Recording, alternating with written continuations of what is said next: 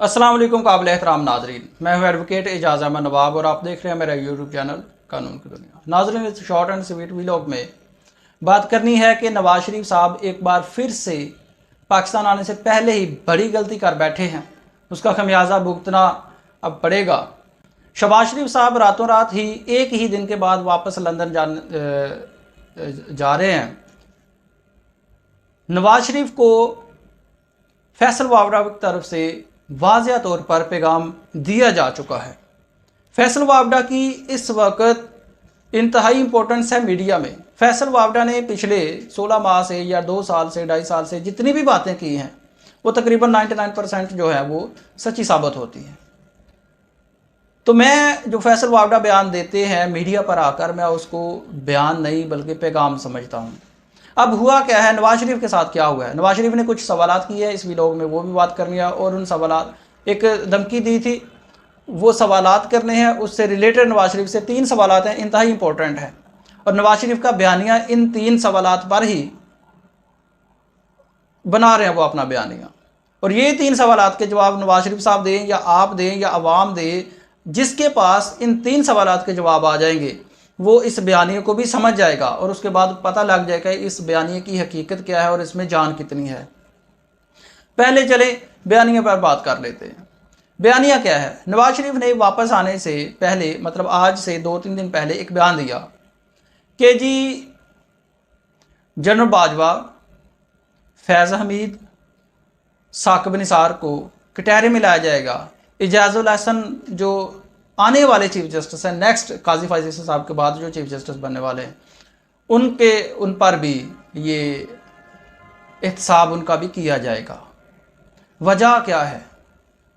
नवाज शरीफ साहब समझते हैं कि 2017 में जो पनामा लीक्स हुई थी और पनामा का जो केस बनाया था और उनके मुताबिक जो अकामा पर उनको निकाला गया था, उसमें जो कसूर है वो साकिब निसार का था, इजाजुल हसन का था। जस्टिस इजाजुल हसन साहब उस वक्त निगरान बने थे, पनामा का जो केस था उस पर निगरान जज मुकर्रर हुए थे। साकिब निसार उस वक्त चीफ जस्टिस थे, उन्होंने फैसला सुनाया था।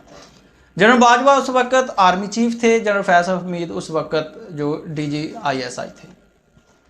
अब इन्होंने जब ये बयान दिया तो सवालात मेरे जहन में कुछ सवालात पैदा हुए। नंबर 1, नवाज शरीफ साहब, अगर तो पहली बात है कि पनामा लीक्स, क्या Panama leaks justice Saqib Nisar ने वो लेकर आए थे मंजर आम पर?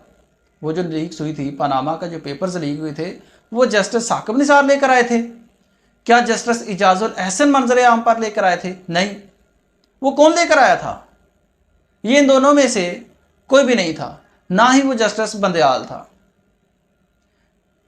अब अगली बात आ जाती है जनरल बाजवा की। अगर जनरल बाजवा इतने ही बुरे थे तो 2019 में जनरल बाजवा को एक्सटेंशन देने में पहल किसने की थी? नवाज शरीफ ने। और ये ख्वाजा आसिफ साहब बयान कर चुके हैं। ख्वाजा आसिफ साहब ये भी बयान कर चुके हैं कि इमरान खान की हुकूमत 2018 में आई थी और 2019 में इस्टेब्लिशमेंट के साथ रब्ता हो चुका था। इस्टेब्लिशमेंट उस वक्त कौन थी जी? आर्मी चीफ कौन थे? जनरल बाजवा। जब आपने जनरल बाजवा को एक्सटेंशन दी, जब आपने जनरल फैज़ हमीद, जनरल बाजवा के जो उस वक्त के हेड थे इस्टेब्लिशमेंट के, उनके साथ डील करके, और ये भी बात ख्वाजा आसिफ साहब कह रहे हैं कि जी वो तो इस्टेब्लिशमेंट में भेजा था, तो जब आप उनके साथ डील करके बाहर गए थे तो तब आपको पता नहीं लगा था कि इनको कटहरे में लेके आना है? उससे भी अगला सवाल है। 16 माह PDM की, नून लीग की हुकूमत रही है। नवाज शरीफ के छोटे भाई छोटे मियाँ शहबाज शरीफ मियाँ, वो रहे हैं 16 माह वज़ीर आज़म। जब ये 16 माह वज़ीर आज़म रहे हैं और वो वज़ीर आज़म साहब कहते थे कि जी जो फैसले होते हैं वो तो नवाज शरीफ साहब करते हैं, हमारे वही कायद हैं, वही मामला चलाते हैं, और ये छोटा सा भी मामला होता था तो लंदन चले जाते थे। जब ये 16 माह हुकूमत की थी तो आपने इन 3-4-5 किरदारों को क्यों नहीं कटहरे में खड़ा किया? भाई क्यों नहीं खड़ा किया? जब आपने उस वक़्त अपनी हुकूमत में नहीं किया था तो फिर अब आप ये बयानियाँ बना रहे हैं। तो जो लोग समझदार हैं उनके जहनों में मेरी तरह ये सवाल आ सकता है कि भाई पहले क्यों नहीं आपने इनको कटहरे में खड़ा किया, अब आपकी हुकूमत चली गई है, ख़त्म हो गई है, अब आप कह रहे हैं जी इनको कटहरे में खड़ा करना है। तो ये चंद सवाल थे। अब बात करते हैं फैसल वावडा की। जब नवाज शरीफ साहब ने ये बयान दिया तो उसके बाद फैसल वावडा साहब ने निजी टीवी के प्रोग्राम में ये कहा है कि नवाज शरीफ साहब अगर जेल नहीं जाएंगे तो और कहाँ जाएंगे।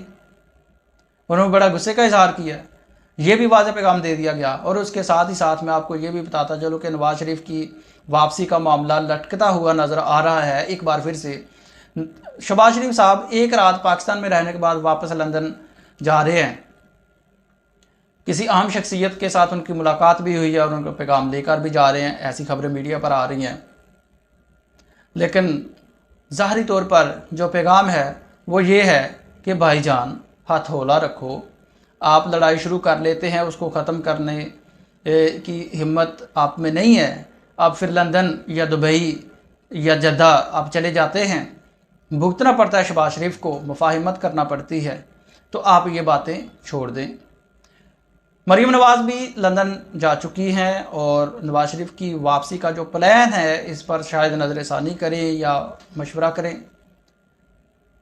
नवाज शरीफ के हवाले से, वापसी के हवाले से और उनको जो पैगाम दिया गया है, ये चंद मालूमात थी। उसके साथ ही साथ नवाज शरीफ की वापसी का जो प्लान था, इस्तकबाल का, फ़कीदुल इस्तकबाल जो करना था, फ़कीदुल मिसाल इस्तकबाल करना था, एयरपोर्ट पर 10 लाख बंदे लेकर जाना था, उससे मुस्लिम लीग नून ने विदड्रॉ अपना ये स्टांस कर लिया है और ये कह दिया कि अब हम नहीं जा रहे।